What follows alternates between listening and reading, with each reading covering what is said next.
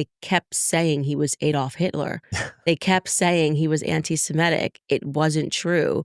They looked through every possible venue to get this man dismissed because, you know, he can't run for president. He's this, he's that.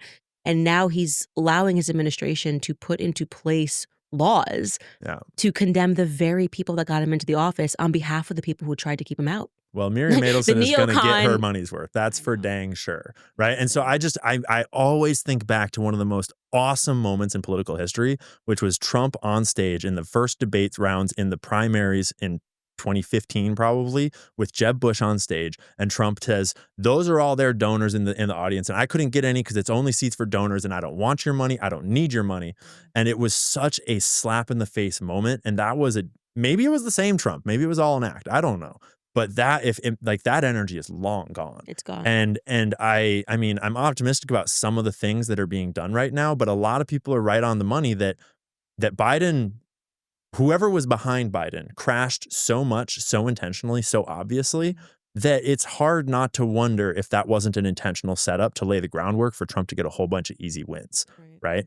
Because now Trump is coming in and Elon and him are doing all these easy wins that, yes, they are good at face value, and a lot of them are critical to have done.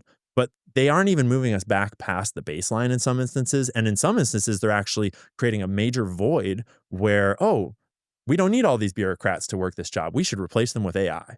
Like, we don't need all these people to do these jobs. We got technology that can take this over. And this is where the people on the internet that have been sort of ostracized for a long time talking about technocracy and about how we're walking closer and closer to this digital surveillance state. It's never been a popular take because it goes against both parties. But they've been sounding the alarm on Trump for a long time. And I'm not ready to say that they're necessarily right, but I am ready to say that everyone should be paying attention to this angle. I think it's crazy. I mean, it's totally crazy for me to see the MAGA movement, which I thought was based on wanting, you know, to go back to how America was, Christian beliefs, hard work. And, you know, now we have a person who's effectively living at the White House who has been very explicit in what he believes in. Like, he wants data. Okay. He is like, he's not in there because he's and everyone's, oh, you needed him for Doge. What are you talking about? You needed an accountant to accomplish Doge. This is so weird. And I think that the right, our issue is that we glorify these technocrats in the same way that the left glorifies celebrities.